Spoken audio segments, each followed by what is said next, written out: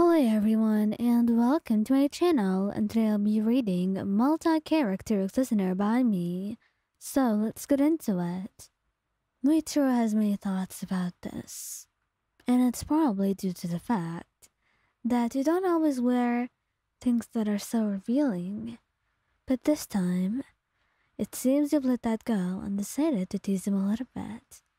And you were doing a very good job at that, making him slowly, with every moment he looked at you, start to lose his sanity a little bit. And bit by bit, he knew he would be insane at the end of the day. And no one wanted that. Not you or him. And that's why things were a little bit complicated, as they were bound to be when the two of you were in that state.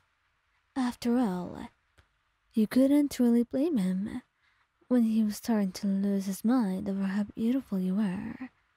That loose see-through shirt, it was bound to do some things to his brain. And what things exactly he did not know yet, but he knew something was happening. A desire rising slowly within him, and one he will not be able to hide for long. But it will be your fault, and you would take the blame. And you would pay the price for making him feel this way. And you do notice. You notice he's feeling different from the way his eyes are on you the entire day. He's not really settled with it.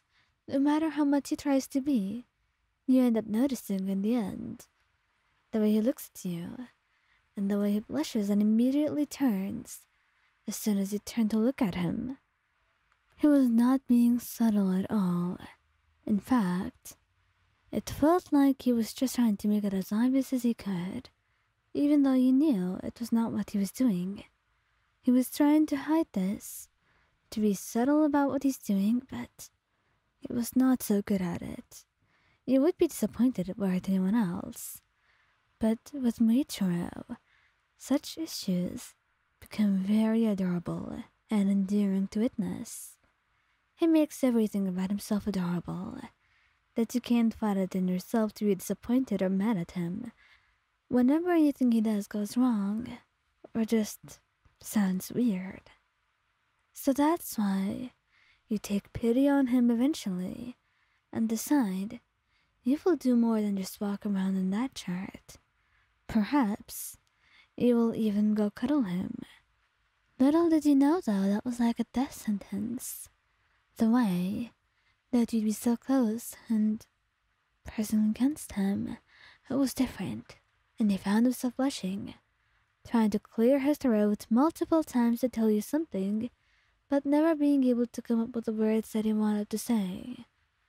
You watched him go around like that for a couple of times, and it was increasingly endearing and also sad to watch. You pitied him.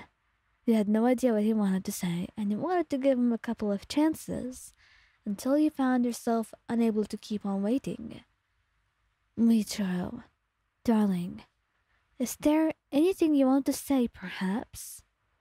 And he looks at you, caught out, and completely caught off guard. Well, maybe there is. I don't know what it is, though. Do you want me to help?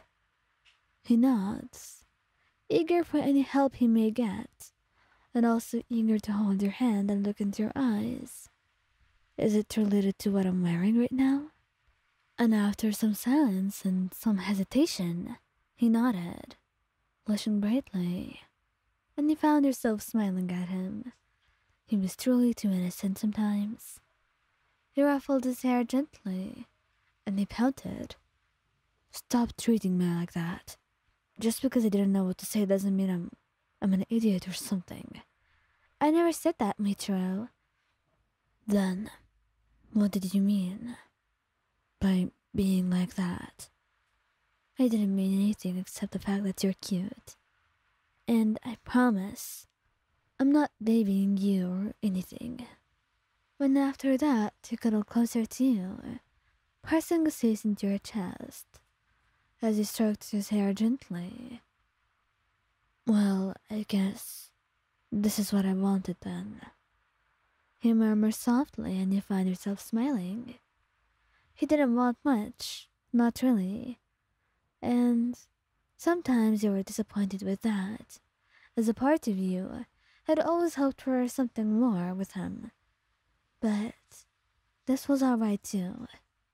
The two of you holding the other, and being in each other's arms and so close and so peaceful.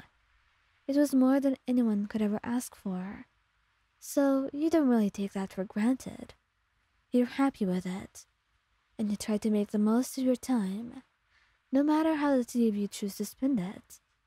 And right now, if Mitra just wanted to cuddle, and to press himself into you as the two of you cuddled, while you stroked his hair gently, then you're going to be happy with that too. You would always wait for him to take that next step and to change things up a little bit. But for now, you could not deny that whatever you had was enough in and of itself. It didn't need to be something more. It didn't need to be like what people did. It just needed to be the two of you, happy, safe, and satisfied. And your love was there, and your time was still there. You were not running out on anything, and you would always, always have more time to show each other your affection and your feelings. So, tonight would be simply a peaceful day with the two of you, hugging each other, and that was more than enough. But, just to make things a little bit more interesting, you do lean down and give him a soft kiss, a sweet, quick one, and you watch as his face goes redder, and he smiles at you, giving you one right back. Perhaps the two of you were new at this. Perhaps he was even more anxious than what you were. But it would be alright, because you would always understand one another, and he was patient, and he tried to be that as well. So, no matter what conflicts or arguments you had, he knew you would always be there for each other in the end, and you would always try and understand the other, and nothing could ever come between the two of you, no matter what happens.